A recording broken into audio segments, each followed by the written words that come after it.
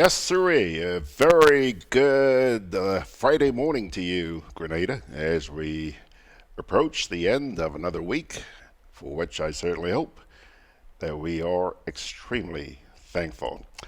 Let me tell you, man, we've been having some showers here this morning in St. George's. Yeah, it came down bucket a drop earlier on, and it still hasn't ended. And I took a look at the satellite picture just a little while ago, and it looks like this could be around for a little while. So, in the event that you have not yet left home, remember, take along an umbrella. Probably just going to need it, yeah. And you know what? In addition to the showers, for the first time this year, I actually heard thunder. That's an indication that there are some cumulonimbus clouds in the neighborhood. So I can assure you that pilots flying around this area today are going to be extremely cautious. Cumulonimbus clouds and airplanes just don't see eye to eye. They will destroy an airplane in a heartbeat. Yeah, it's happened over and over and over again. Well, so hopefully it's going to clear up a little later on. I'll tell you why I'm really hoping that it does. Because our good friend, Sharon, promised me on Wednesday that tonight, you might remember that, tonight, they're going to take me to do some turtle watching.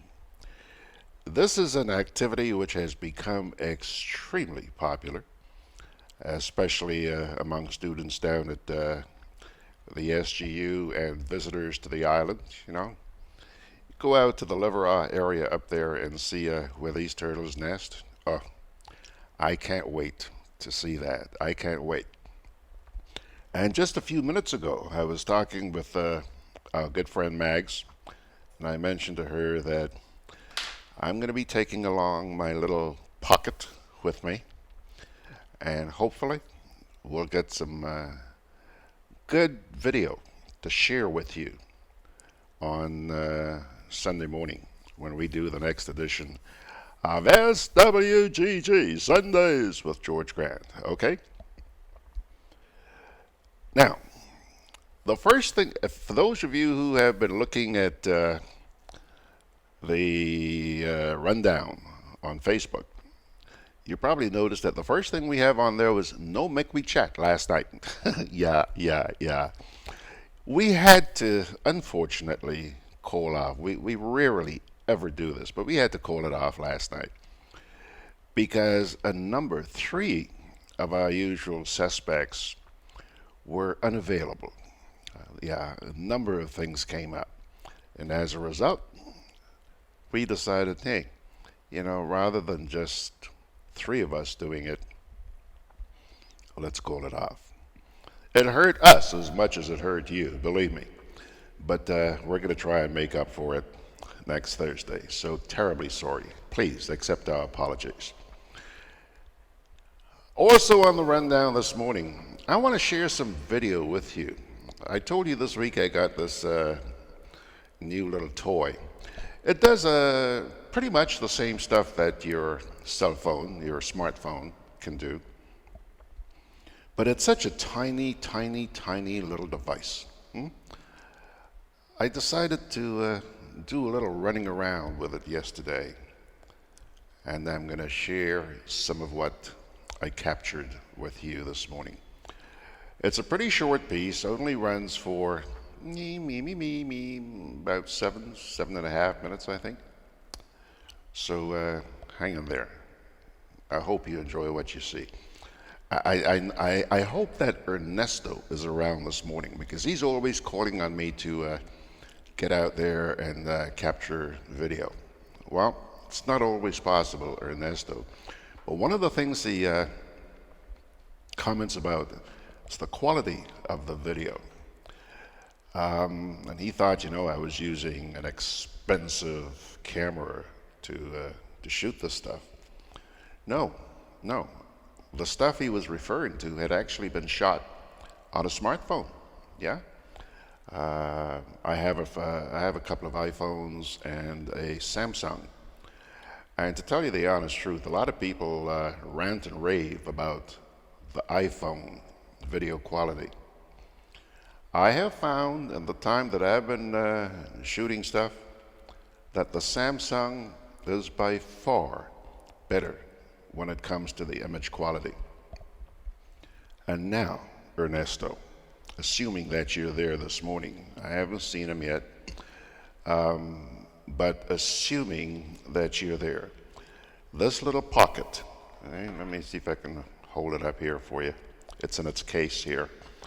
And this little device shoots stuff that, in my humble opinion, is even better than what the Samsung does. So, you be the judge in just a few minutes when I show this stuff. We have the national report for you as well. And yeah, I'm hoping he's going to be here this morning. We haven't talked, but he's very reliable. And we do expect that Mr. Brian Pitt will be joining us. Maybe get a couple of things off his chest.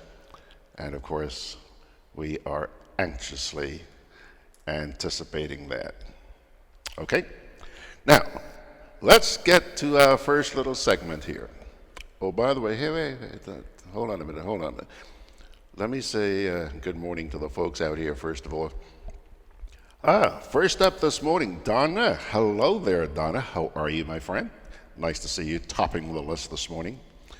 And Anthea Rello, is the third or fourth time this week I'm seeing Anthea? Hey, girl. You're obviously on vacation, eh? Good to see you. And Margaret is saying, Happy Friday. Mags, I certainly hope you had a wonderful time at your summer concert last night. Anthony DeRiggs, hello. Here's our weatherman, Anthony. Anthony says a tropical wave is in the central Atlantic along 52 degrees west from 3 degrees north to 16 degrees north, moving west at 15 to 20 knots. Enhanced moisture associated with this tropical wave extends near the wave axis and well west of the wave axis. Scattered moderate convection is from 9 degrees north to 12 degrees north between 51 degrees west and 61 degrees west. Enhanced showers and thunderstorms are likely for the Windward Islands today and tonight. Well, a couple of things, Anthony. First of all, thank you. Thank you.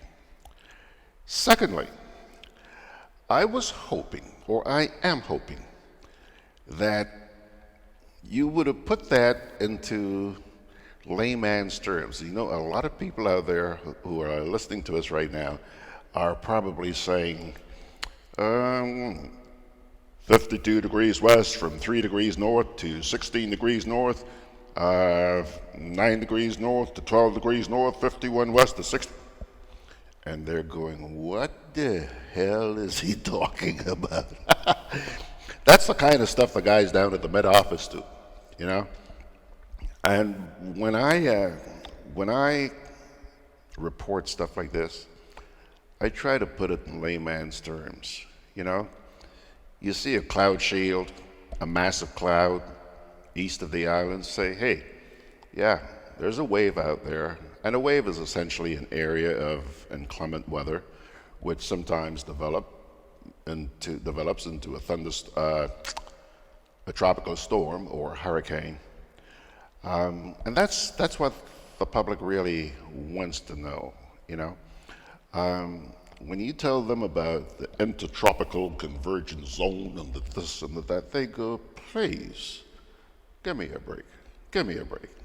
So anyhow, but I do thank you. It's very kind of you, Anthony, to keep us updated. Essentially, you're saying we go get wet today. Yeah. Kipling sending his blessings to you guys and Benedict with his fantastic Friday. John Bruno is saying good morning on a windy Friday morning. John, I think, is in Carriacou or Petit Martinique. Yeah, I'm not surprised to hear that at all, John. Clem James says, "This is the future of Caribbean togetherness." Okay, Clem. Arthur Langine is saying, happy Friday, Brother George and the rest of the family. Okay, folks, yesterday afternoon, I decided to get a haircut. Don't believe me? Hold on a sec. See?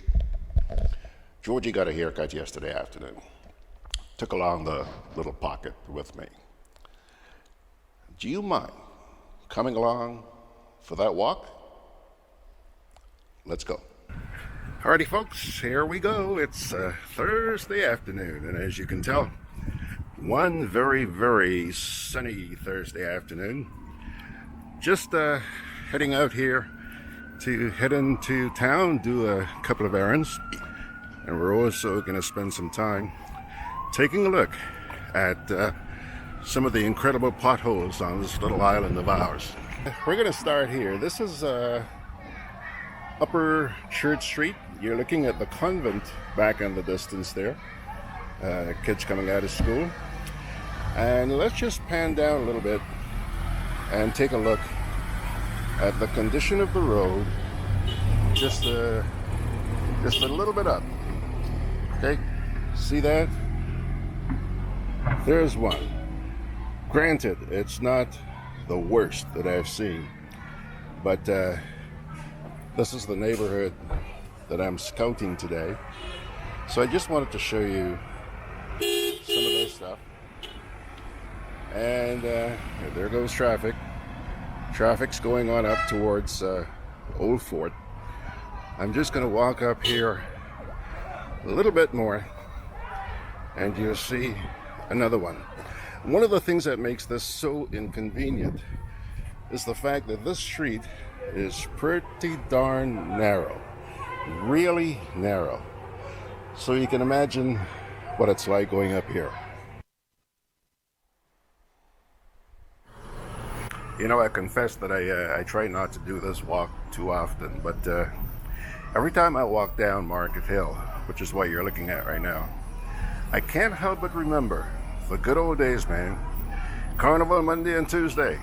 Down came the steel pans. What a splash of color. That was a major attraction. You know, you'd be standing around near to where Scotiabank is, and just on the other side of that, you have what used to be everybody's back in those days. Yeah, man. Steel band men had their pans slung around their necks. What a sight. What a sight. But those days are long gone. Looking back in the opposite direction now, up Market Hill. Yeah? So you can imagine what a picture that was, watching the bands come on down. Quite a sight back in those days. All right, that's looking up Market Hill from in front of the Esplanade Mall. Now, jumps on a bus at the bus terminal. Take this ride home with me. This particular ride, I think it's a number 4 bus. Takes me about 4.5 minutes. Well, at least yesterday it took about 4.5 minutes to get to my place there on Woolwich Road. Right. Look at the colors on that bus. That's not a bus, that's a truck. River Antoine Estate. See what I mean about the picture quality? Great stuff. Great stuff. Yeah, River Antoine Estate. So we're on Melville Street here, and we're gonna hang a left. Hang left. Just like that little vehicle there. There we go, hanging out left. St. John Street. We're going to head up now to what's the Roman Catholic Cathedral. See that off in the distance here? After this vehicle moves away from in front of us, he's going to hang a right. Then you're going to hear our bus driver slam on the accelerator.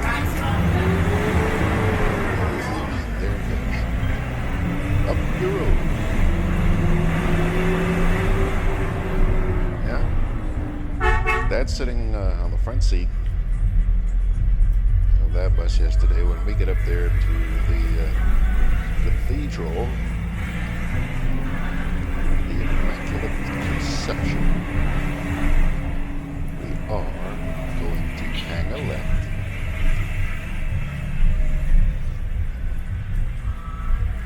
Hang on, we're just about there now. Yep. Hanging out left. There we go. On to Church Street. That's the upper part of Church Street. Straight ahead there is St. Joseph's Convent. Now, we're going to drive over that piece of road that I was showing you a little while ago. Coming up, starting about here. A lot of potholes there. You can see the way the bus is wiggling. And then we go on up and start entering the cemetery. Yeah. And then we are going to hang a right. After that, right there, it's a little roundabout, which not too many people pay attention to, by the way. And there we are going up towards Old Fort. Look at that tomb off there to the right. Recognize that? Yeah, those of you who drive that road know what I'm talking about. Now we're going to start descending Old Fort, Presentation College off to the right. Straight ahead out there in the distance, there is Richmond Hill, and the prison's right on the top of the hill there off to the right. Take a look. Yeah, so down Old Fort we go, and then we're going to come to the junction with Lucas Street and hang a left. Okay? Yeah, so there we go. We're almost at the junction now. No stops. I'm usually the first person off the bus. First person off the bus. Here's Lucas Street. Okay? Turn left. And we're going to head up Lucas Street. There you go. There you go.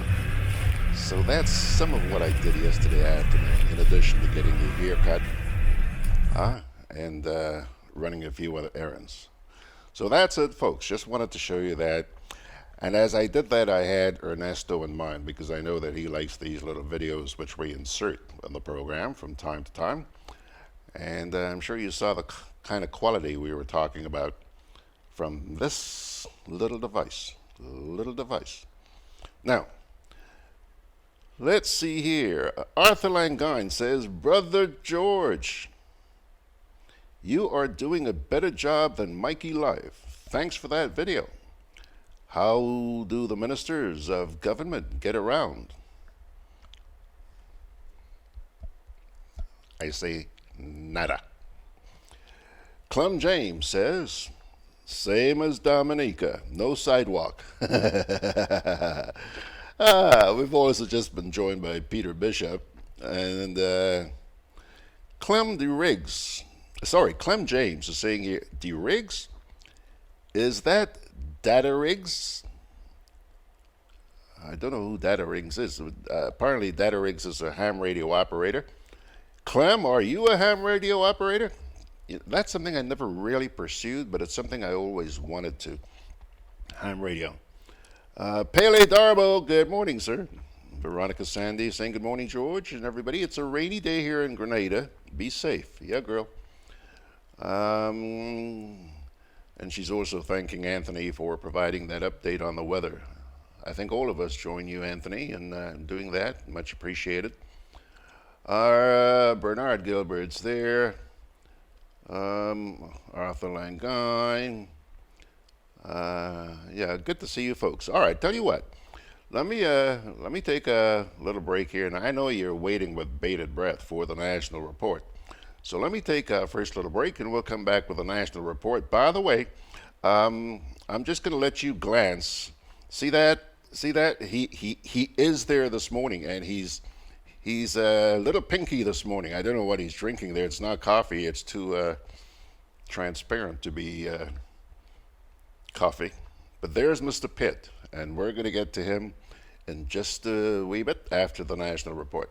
This summer, make your dreams a reality with a Co-op Bank Summer Sizzle Loan. Get up to $20,000 and qualify for a chance to win a staycation at Silver Sands. Go on a vacation. Enjoy the carnival season. Have your dream wedding or make home improvements. Make this summer sizzle with everything you want it to be. Visit your nearest retail banking unit for more details. Special terms and conditions apply. Welcome home. Conveniently located in the Grenada Shopping Center, for over 40 years, Food Fair has provided quality service at affordable prices. Now, grocery shopping is made easier and more convenient from the Food Fair web store. Hey, babe. Listen, I need you to go down to Food Fair to get some groceries. All right, no problem. Right away. Thanks, babe. What are you doing? You're supposed to be going Food Fair to get a grocery, man. I am, but didn't you know you can order your groceries online from the Food Fair web store? Are you serious? Of course. All you have to do is just to log on to www.foodfair.gd with credit card in hand, and with an order of $100 or more, Food Fair Grenadans will deliver up to 3 miles away. And you don't even have to worry about your information, you know. Their safety measures are excellent. So hold on. You just order online and Food Fair will deliver to you? Yep, Oh, baby, better hurry up and order, man. I already did. They should be here any minute now. Enjoy easy online shopping anytime from your home or office from the Food Fair web store. Food Fair, where you can fill your baskets without emptying your pockets.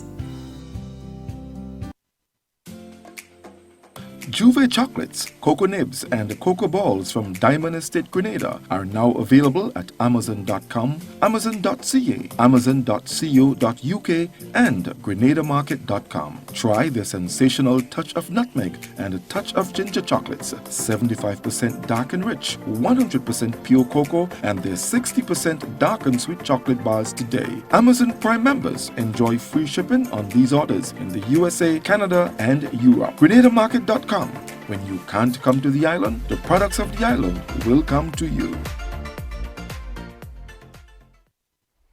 By the way, there's a note that came in here during that break from John Bruno. John says, yes, he is a ham operator, and he's asking what's the cost of that little gadget. That little gadget, sir, costs $349 US, okay?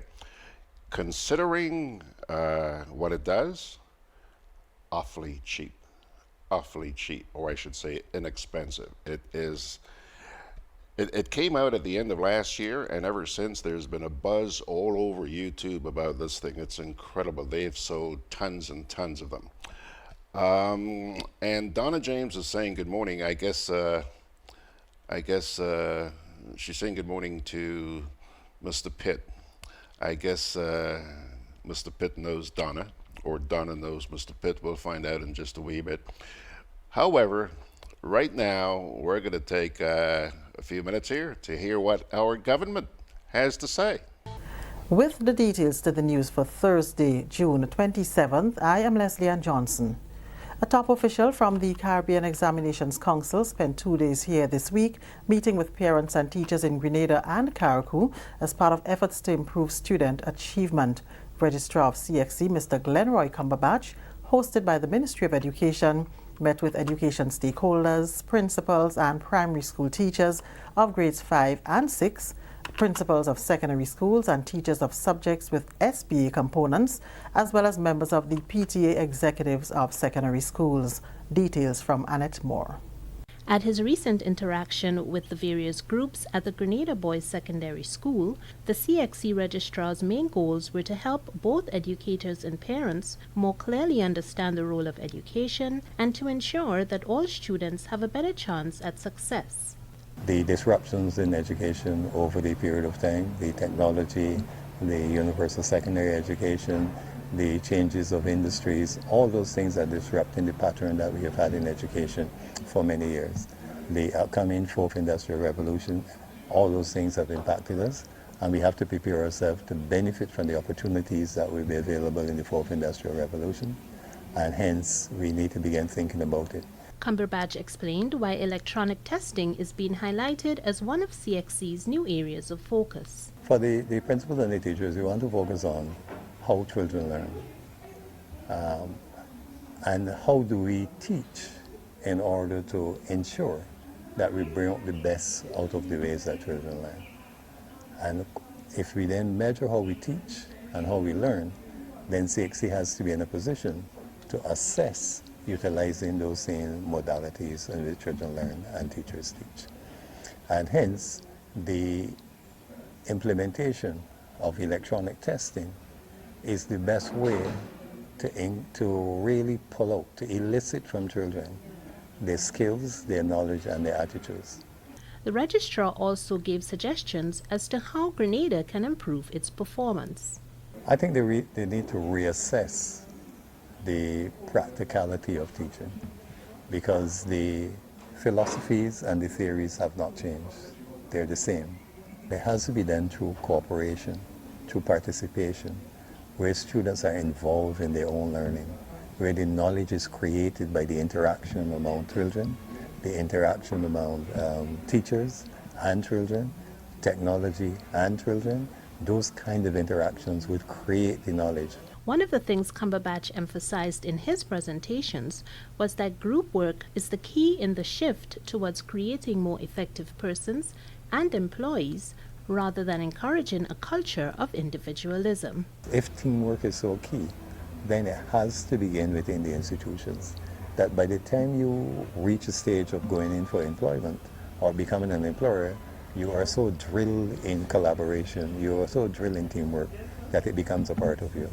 The CXC registrar detailed his hopes for how teachers can renew their vision of teaching and learning following the discussions. You hope that they go back to their roots of their training that they got as teachers, of the understing Piaget and Brunner and so on, and what they were saying, of having a sense of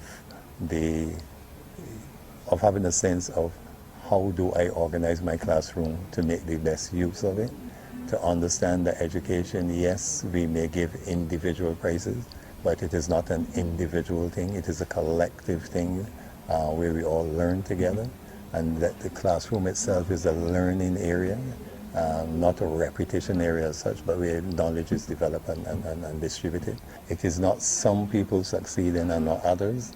The emphasis has to be on everybody doing well and everybody developing the levels of skills that are required to manipulate and to benefit from those opportunities that will be offered in 2020, 2021 and beyond. For the National Report, I'm Annette Moore. The Kimpton Kawana 5-star resort in Montrouge could attract more than 20,000 visitors to Grenada annually once the hotel is fully opened. The hotel is scheduled to be opened in December 2020. The date was pushed out to accommodate expansion. Developer Ambassador Warren Newfield says the increase in the number of visitors will have a positive effect on the economy. Once fully opened, it'll employ approximately directly 320 people. But in the Caribbean, any economist will tell you there's a well-established multiplier effect between direct employment and indirect employment. In the hospitality space in the Caribbean, I think it's about 2.75. So that'll be another 800 jobs that should be created indirectly. So combined, you're talking approximately 1,100 jobs, which is a significant boost to the economy. Based on in our agreement with Kimpton, there's a benchmark of hotels that they need to perform against. Based on that benchmark in terms of occupancies, this project, and assuming a 5-night room stay, should attract about 20,000 visitors annually, new visitors to Grenada. The demographic of these, we're estimating would spend about 400 EC dollars per person per day, which that's other than accommodation, that's just on food, entertainment. So that would basically put a boost into the economy of about 100 million EC annually, excluding accommodation. So it's a very significant and meaningful impact economically. VP of Construction Hans Lotz says while there have been some setbacks, the contracting firms are pushing ahead to ensure the completion of the resort. Our main contractor on the island is creative design. We are very happy to be associated with Creative. They've done some large projects and some big landmarks in Grenada, and we have a very good relationship with Creative Design. We obviously make use of their associate companies like Cooling Tech, that's also a well-known name in Grenada, to do some services for us. So the main beneficiary of the construction contract is Creative Design. He adds that employment numbers are expected to increase significantly in the coming weeks when work on the main hotel building intensifies. I would say at the peak, when the current building that you have just seen being erected, the employment rate will probably increase to about 200 people simultaneously on the site.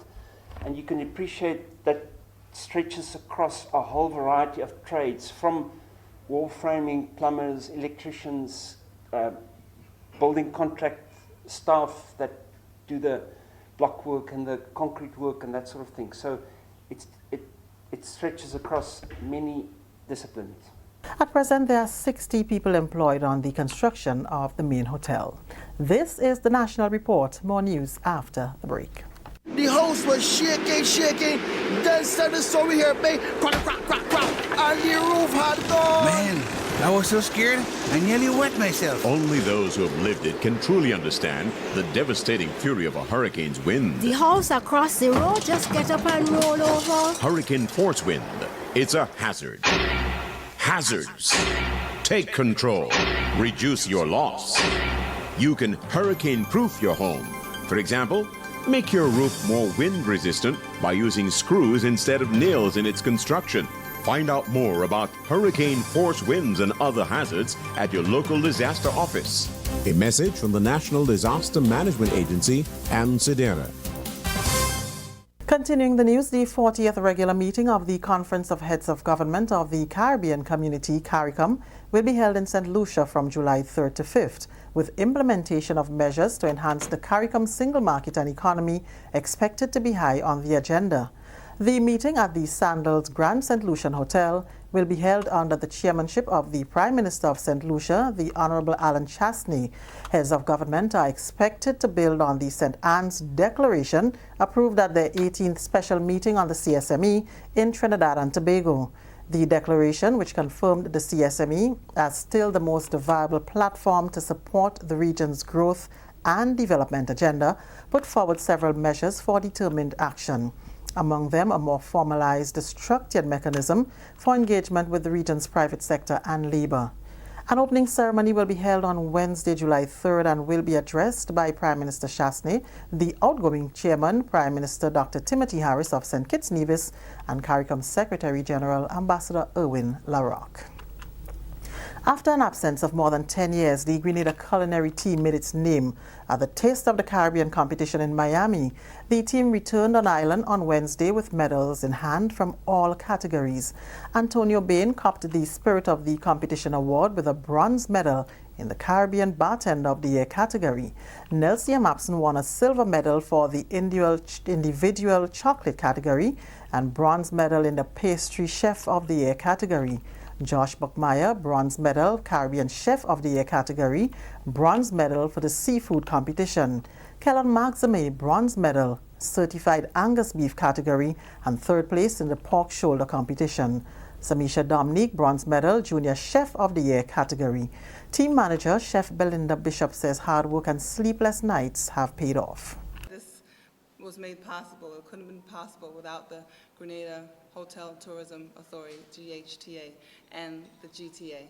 And they've made it possible for us to go and get this great experience, and we all came home winners, and we're excited for the future. I think that this is going to plummet everybody's career into the next level. We're excited about going back in 2020. Sponsored by the Grenada Hotel and Tourism Association, the Grenada Tourism Authority, and other private sector entities, the delegation competed against 13 other Caribbean teams in various categories and showcased innovative cuisine.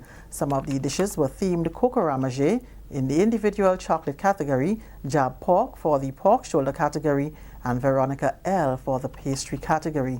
The team leader says this is a stepping stone in the participants' career. Some of our junior chefs here will move on to externships right after this, so it's going to be very exciting for the whole team. And it's going to elevate their culinary professionalism. So we're excited. It was a hard road. I mean, we're exhausted. We didn't get any sleep. It's been from one competition to the next, and they handled it like champs. What it means for me going forward is like Flavors of Grenada, our company Flavors of Grenada, we're just going to take this to the next level because I want to make sure that we represent our agriculture, our hotels, our sand, sea, fun, everything well. And I want more people to get into this profession, and I want more people to come to the island to be able to experience what these young people be able to create. And that's the National Report. I'm Leslie Ann Johnson.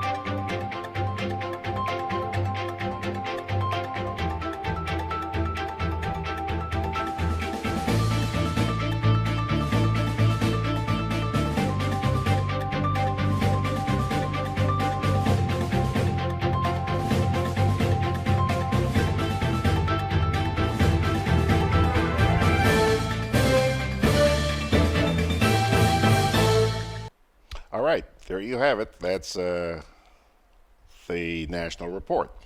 I'm only going to check out one comment here from Margaret. Margaret's saying she's referring to a story, I think it's on the Kawana Beach Resort, and she's saying ambassador and developer. Yeah, it may have taken you by surprise, but I'm assuming that the reason why it says ambassador and developer is because this is part of the CBI project.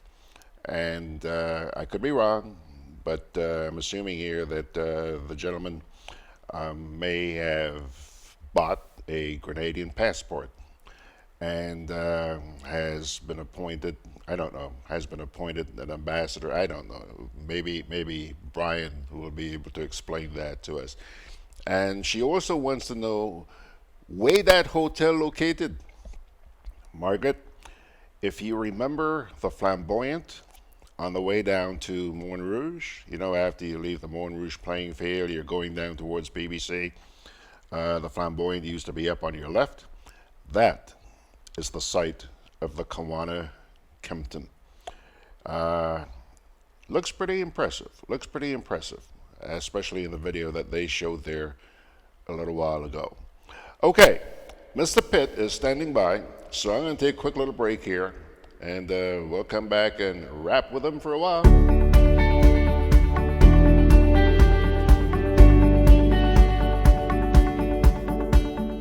A natural disaster can change your life in minutes. Preparation is the best protection for your family and business. Prepare now. Create a disaster plan and make sure everyone knows what to do. Store water, non-perishable food, and medication. Remember basic emergency supplies such as batteries and flashlights. Trim overhanging trees. If trees near power lines are unsafe to trim, call GRENLEC at 237 for assistance or advice. Install surge protectors to safeguard your electrical devices against outages and intermittent surges. For more information, visit grenlec.com. GRENLEC, energizing our Grenada.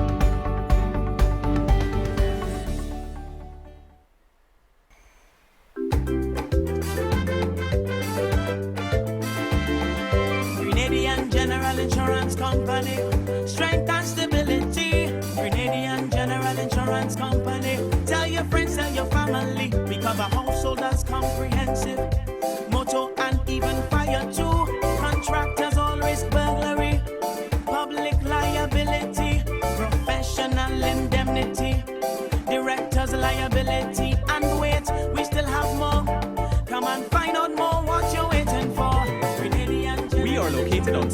Street, St. George's. For more information, call 440-2434. Tell everybody.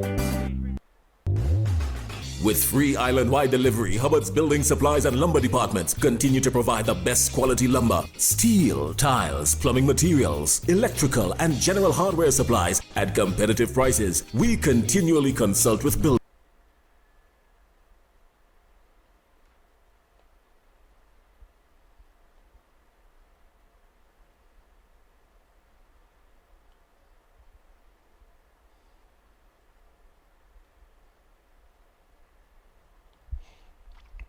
All right. We had a little snafu there. Okay. Pilgrims, it's a Friday morning, so time now to say good morning to Mr. Brian Pitt. Good morning, sir. How are you? Good morning, George. I'm fine. Great. A little wet, but good. A little wet. Did you hear the thunder this morning, Brian? Yes, I did, and there was a little lightning too. I didn't see the lightning, man, but yes, it was the first time I had heard thunder this year. So I guess the season is here. By the way, Brian, let me ask you this. Have you seen the list of shelters yet? No, I have not. It's not a public document as yet. We are in the hurricane season. Brian, during the first week of June, a press conference was told by the minister, Mr. Galloway or whatever his name is, that I think it's Doctor, you know. Well, yeah, right. Okay. He told the media that the list of shelters was a little bit delayed because they had to do some repairs and so on and so forth, but that it would be out next week. All right? That's the second week in June. Brian, today is what? The 28th of June. I have not seen a list of shelters. And I'll tell you what even ticked me off even more. During that press conference, he said that, yes, we do have shelters. We do have shelters. You know, in the event that anything happens, we do have shelters. But we're going to wait until the others are prepared to put them out. Brian, for God's sakes, does that sound logical to you, or am I just being a perfect idiot? It's a typical example, George, of the incompetence that surrounds us at the governance level. Why make a statement if you know you're not going to be ready? A lot of these guys take the people of Grenada for granted, and they believe whatever they say, we will just swallow it. Yeah. Now we are in the hurricane season, and the hurricane season didn't start overnight. We should have been planning this from the end of the last hurricane. Thank you. We have a list of shelters that we used last year. So if they're going to add more shelters, then tell us that. If the shelters need repair, then tell us that. And put a timeline on the repair. But I mean, these guys now, George. Well, they did put a timeline. He said the first week of June. He told us the list would be out the following week. Brian, you would probably blame another government department for not giving them the correct information. Oh boy, Brian, just hold your face up a little bit. I mean, the people out there, they want to see this handsome debonair guy who was wearing a pink shirt with blue headphones. My bad posture. Sorry about that. Your bad posture. Okay. All right, Mr. Pitt. What's up your sleeve this morning, sir? Well, you know, I was hoping that you would throw some stuff at me. It seemed to work in the past.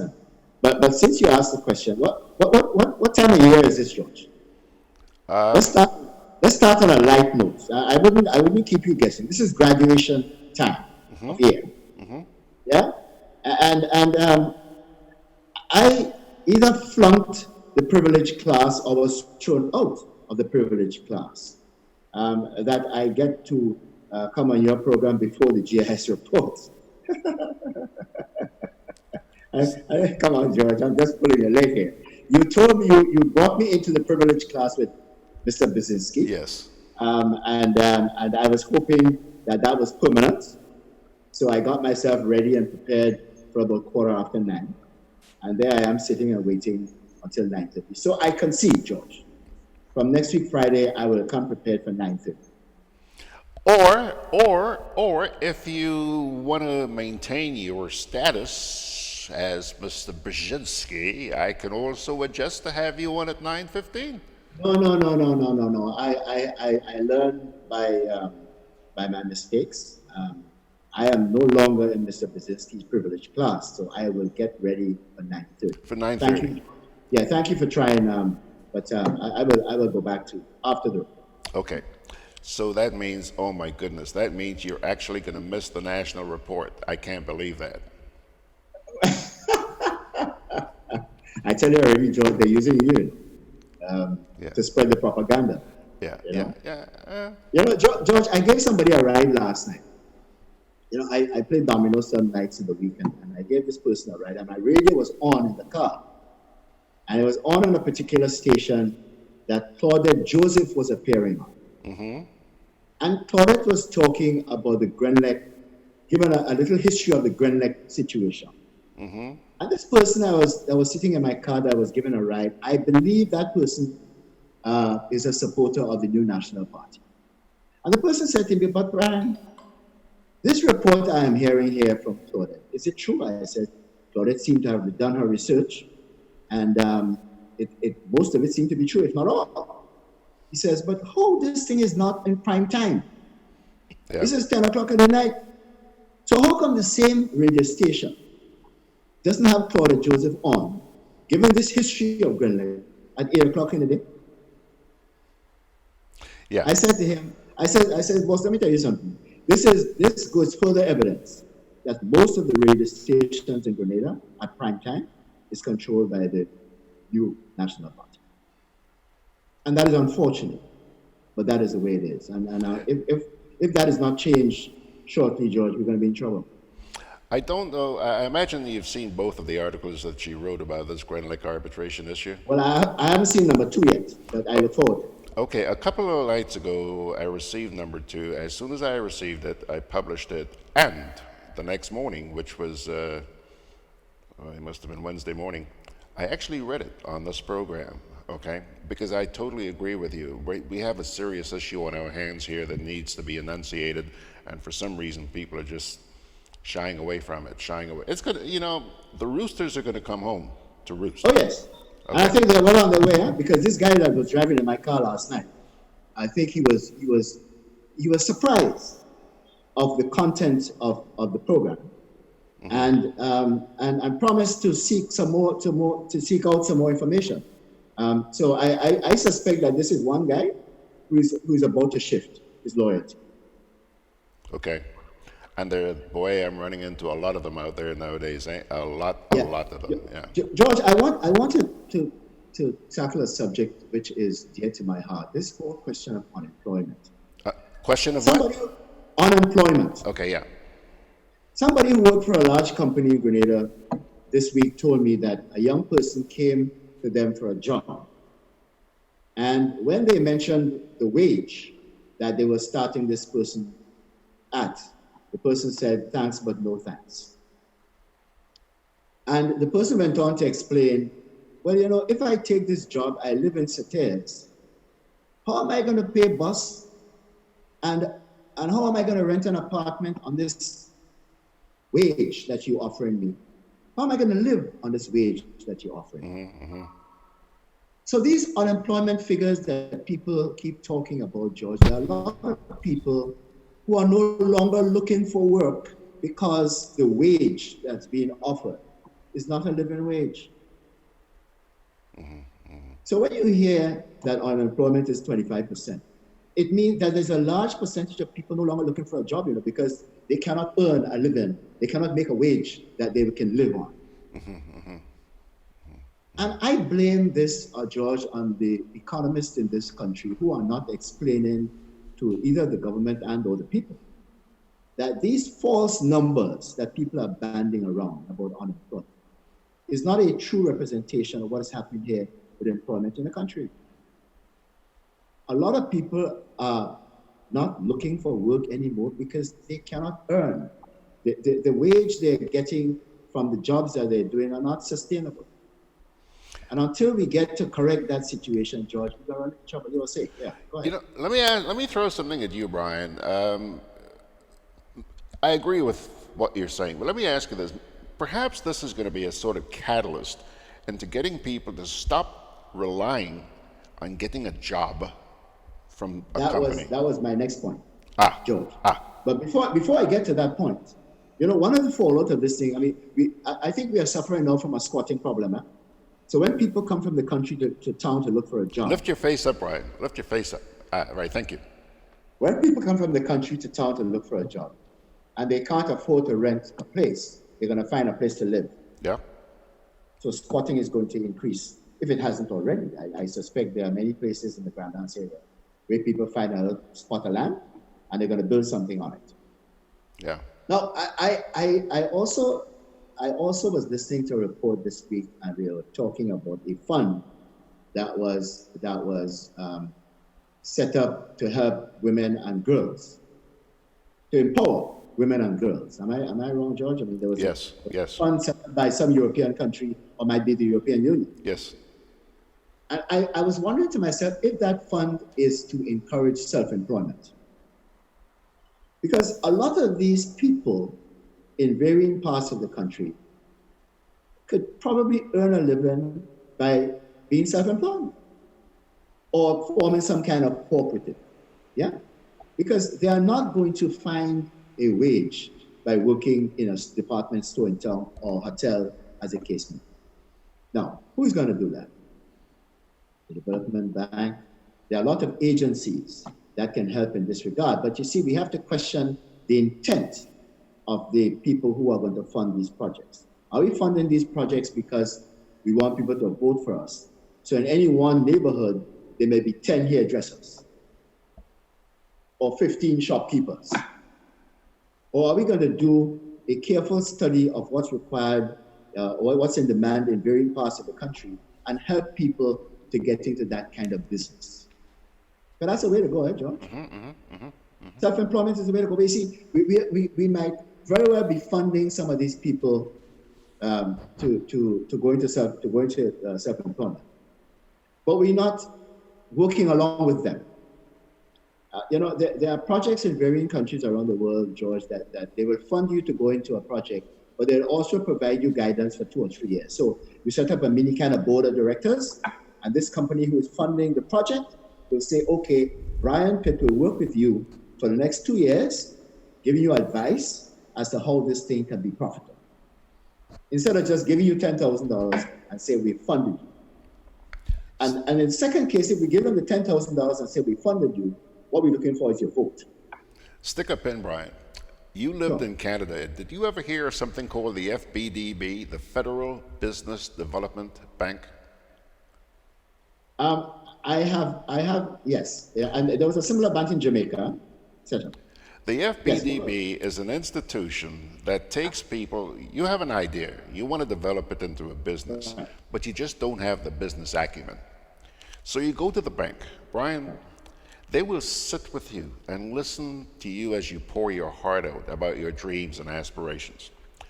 They will help you to develop that business. They will finance you, Brian. And you know what, buddy? After they have set your business up, got your business going, these people will handhold you to make sure that your business succeeds. They're there with you every step of the way. Brian, I've been crying out for something like that to happen in this place for eons. Well, there are certain institutions that will that take you to a certain level, George. I mean, they will work with you. They'll show you how to set up the business. They will encourage you to pay yourself first, and there are all kinds of things. But they don't walk with you for the first 2 or 3 years of the project, which is the period when projects could succeed or fail. That first 2 or 3 years. But self-employment is the way to go, George. And until and unless we have a good program that will allow people to earn a living through self-employment, we are going to be in trouble. And people will, and the social fallout is humongous. Whether it be people gambling, you know, I looked at a slogan on the blast poster in Tantine recently, and if I recall correctly, it says something like, "Know your limits, and don't bet beyond your limit or words to that effect. But they don't understand what gambling is. Gambling is an addiction. So if at the end of the month I get paid $500 and I can't meet my living expenses for $500, I go to the casino and I gamble with $200 because I hope to win. I lose with $200. Now, can I go home to my wife and tell her I lost $200? Probably not.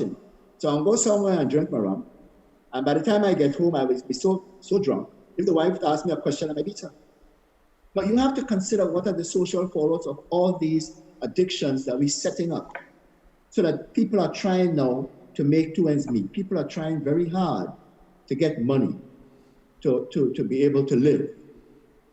And if we're not careful, we're creating some social monsters.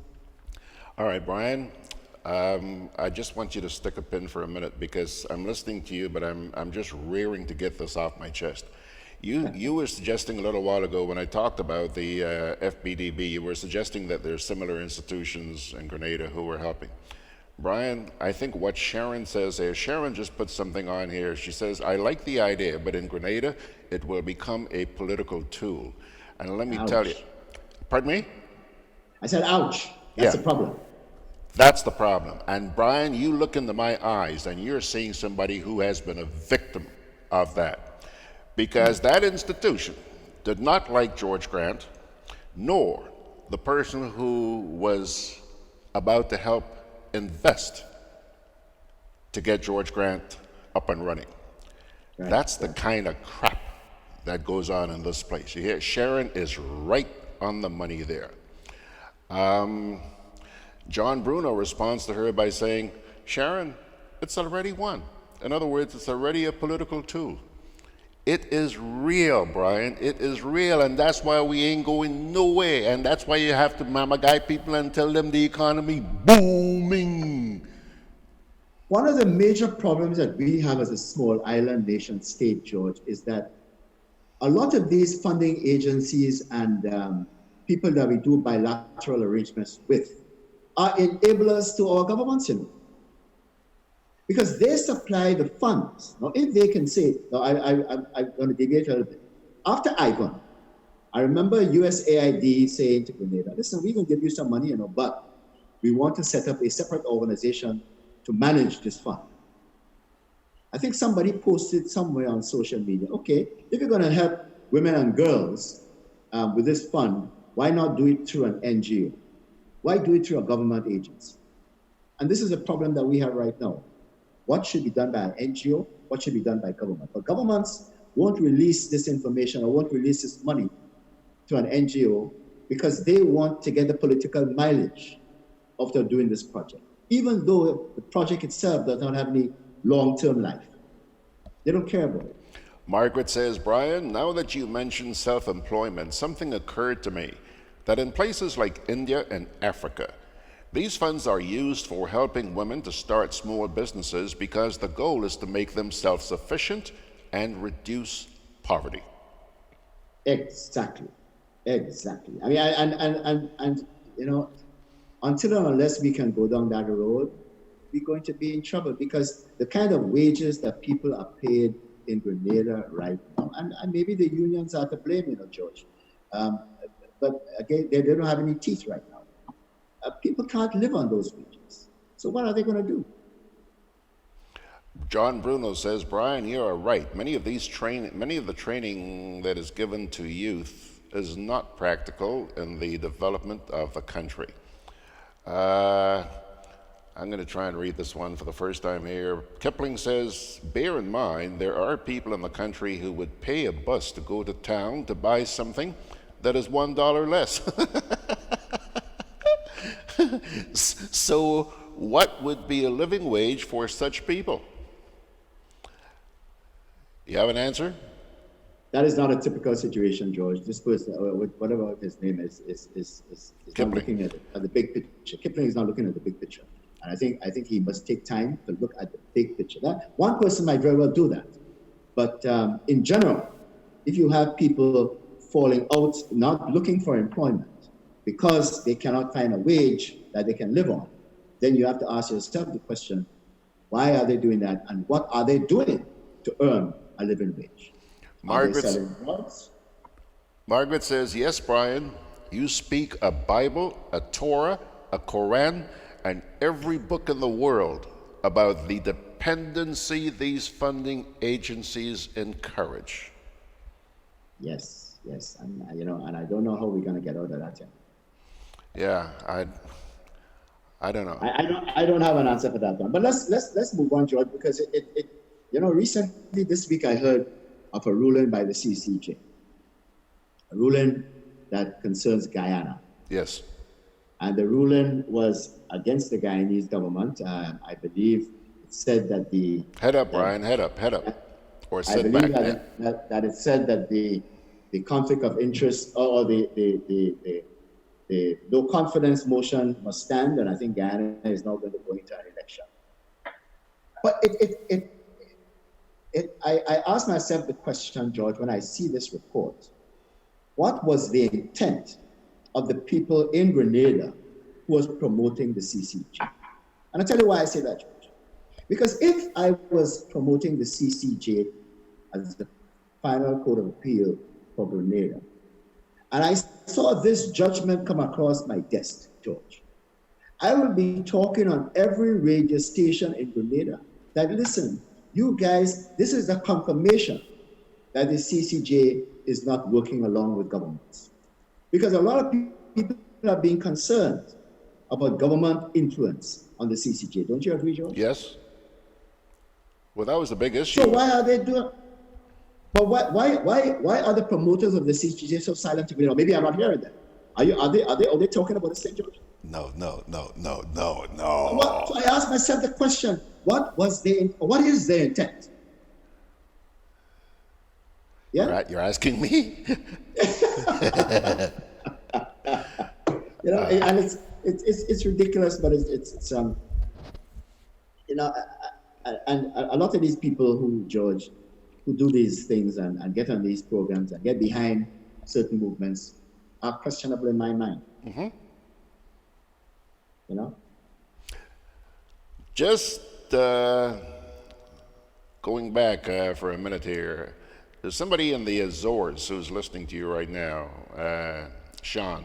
Sean says, they, that is the government, do not want to empower people. They want to keep them struggling for existence. Then they are malleable and easily swayed.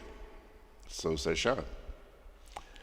Jorge Morello Yepes says, shortly after the American intervention, an agency such as the ones you described was established and well funded in Grenada by the Pan American Foundation. Unfortunately, its management pitifully squandered the golden opportunity with its incompetence and corruption.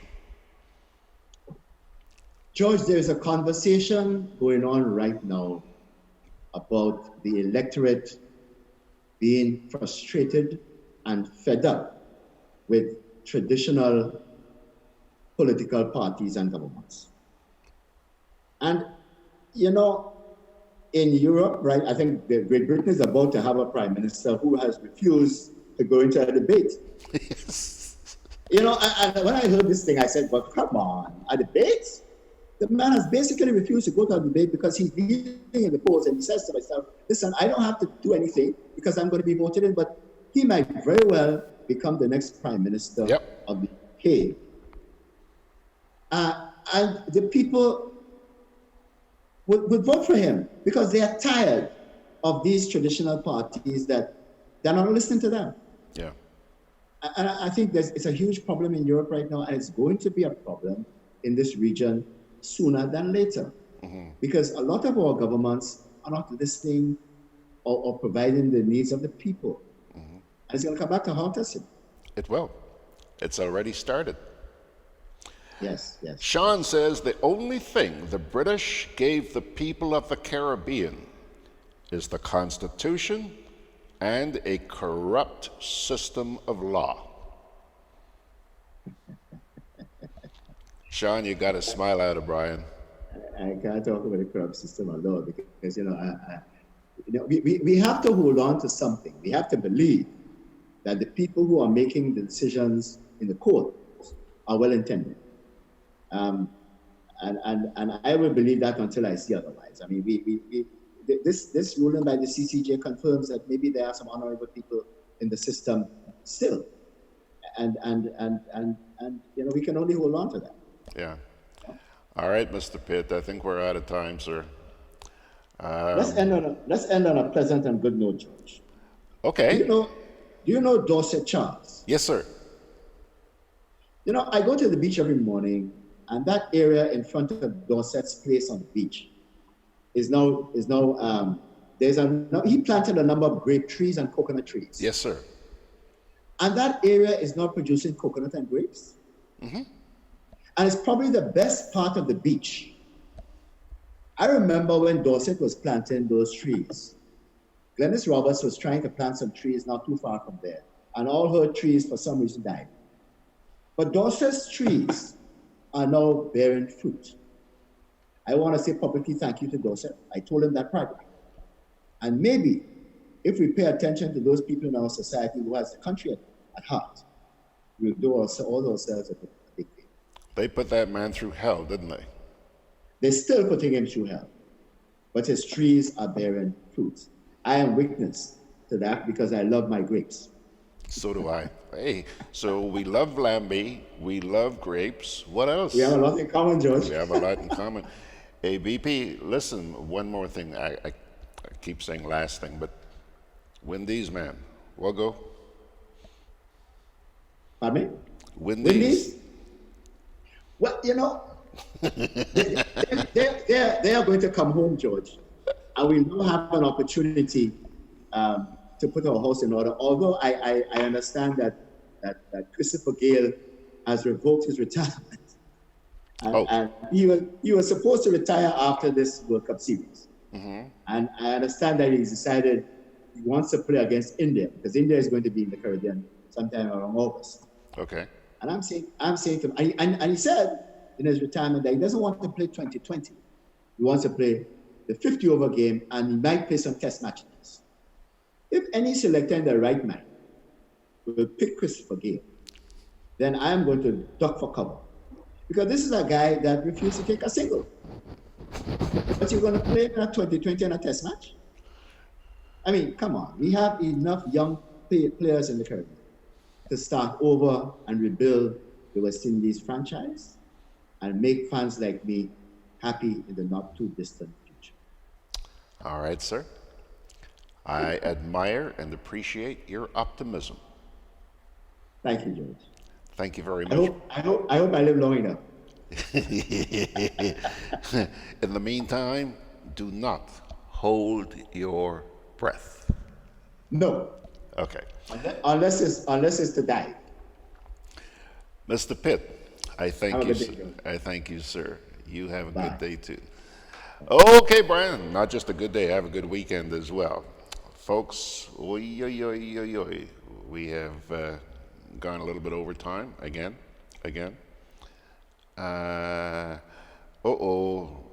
Sharon, he's gone, but Sharon is asking here, what do you mean Gail refused to take a single?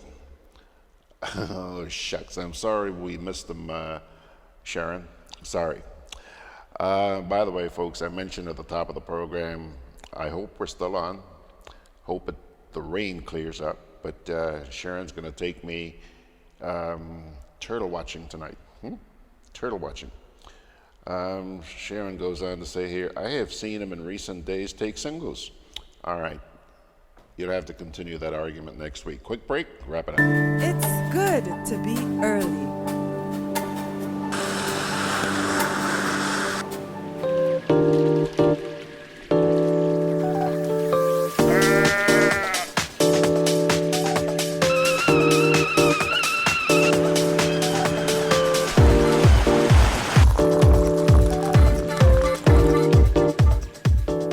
It's good to be early. Pay your GRENADA bill on time.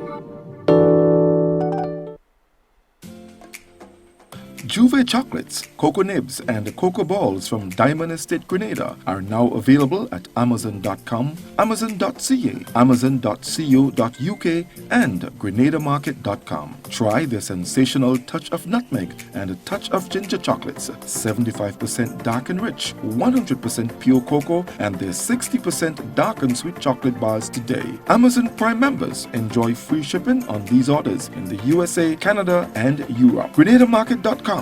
When you can't come to the island, the products of the island will come to you.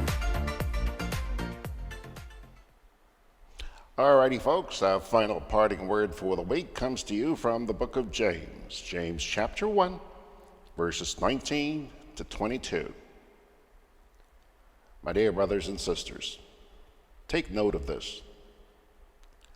Everyone should be quick to listen, slow to speak, and slow to become angry, because human anger does not produce the righteousness that God desires. Therefore, get rid of all moral filth and the evil that is so prevalent, and humbly accept the word planted in you, which can save you.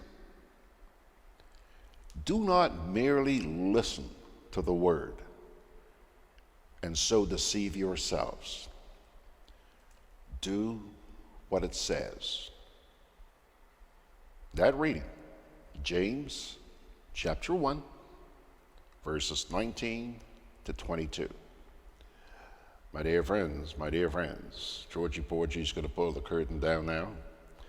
But please, join us on Sunday morning.